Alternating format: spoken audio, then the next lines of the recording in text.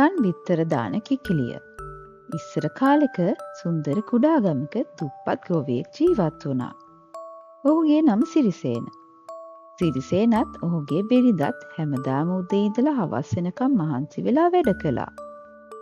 ඒත් ඔවුන්ට හොඳ කෑමක් ගන්නවත් අලුත් ඇඳුමක් ගන්නවත් සල්ලි තිබුණේ නැහැ. ඔවුන්ගේ පුංචි ගෙදර වටේ පොඩි වත්තක් සහ කුඩා කුකුළු කොටුවක් තිබුණා. ඒ කොටුවේ කිකිලියෝ කීප දෙනෙක් සිටියත් උන් දාන බිත්තර විකුණා ලැබුණේ ඉතාම සුළු මුදලක්. එක දවසක් හවස සිරිසේන වත්තේ වැඩ කරමින් සිටියා.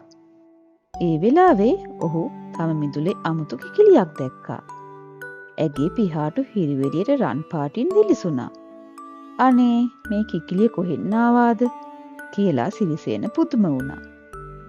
කිකිලිය බය නැතුව සිරිසේන පස්සෙන්ම ගෙදරටම ආවා.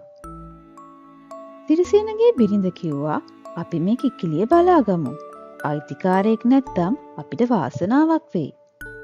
ඒ රෑ කිකිලිය කුකුළු කොටුවේ නිදාගත්තා.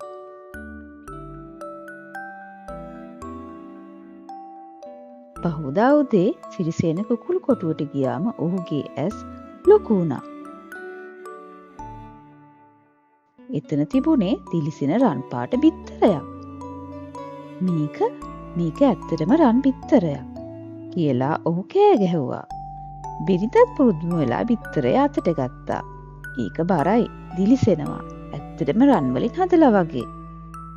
සිරිසේන ඒ බිත්තරේ ගමට අරගෙන ගිහින් රන් වෙලෙන්දෙක්ට පෙන්නුවා. මේක නියම රන් කියලා වෙලෙන්දා කීවා. සිරිසේන ඒක විකුණලා ලොකු මුදලක් ලබා ගත්තා. ඔහු සතුටින් ගෙදර ආවා. එදා උන්ට රස කෑම කන්නත් අලුත් ඇඳුම් ගන්නත් පුළුවන් වුණා. ඒත් ඒ පුදුමේ එතනින් අතර වුණේ නැහැ. ඊළඟ දවසෙත් ඊට පසු දවසෙත් හැම උදේම කිකිලිය රන් බිත්තර දාන්න පටන් ගත්තා. ටිකෙන් ටික සිරිසේනලාගේ ජීවිතය වෙනස් වුණා. ඔවුන්ට ලස්සන ගෙයක් හදාගන්න පුළුවන් වුණා. කෑම බීම ඕන තරම් තිබුණා.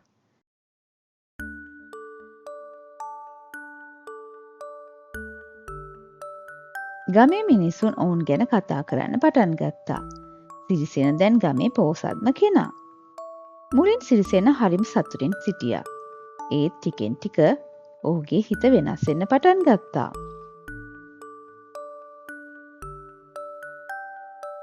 එක රැයක ඔහු තනිවම කල්පනා කළා. මේ කිකිලිය දවසට එක බිත්තරයක් විතරයි දාන්නේ. ඒත් ඇඟේ ඇතුලේ කොච්චර රන් තියනවද? එකවර ඔක්කොම ගත්තොත් මම තවත් ඉක්මනට මහා පෝසතෙක් වෙයි. ඔහුගේ ඇස් ලෝභයෙන් පිරුණා. බිරිඳ කිව්වා අනේ එහෙම කියන්න එපා. අපිට මේ තියෙන දේ හොඳටම ඇති. ඒත් සිරිසේනගේ කතාව ඇහුවේ නැහැ. එදා රෑ ඔහු කිකිලිය අල්ලාගෙන ඇව කපලා ඇතුලේ රන් තියනවාද කියලා බැලුවා. නමුත් ඇතුලේ රන් කිසිවක් තිබුණේ නැහැ. සිරිසේනගේ අත් වෙවුලන්න පටන් ගත්තා. අනේ දෙයියනේ මම මොනවද මේ කළේ කියලා ඔහු හඬන්න පටන් ගත්තා. ඒ දවසෙන් පස්සේ ඔවුන්ට රන් බිත්තර ලැබුණේ නැහැ. ටිකෙන් ටික ඔවුන්ගේ සල්ලි ඉවර වුණා. අලුත් ගෙදරත් විකුණන්න සිද්ධ වුණා.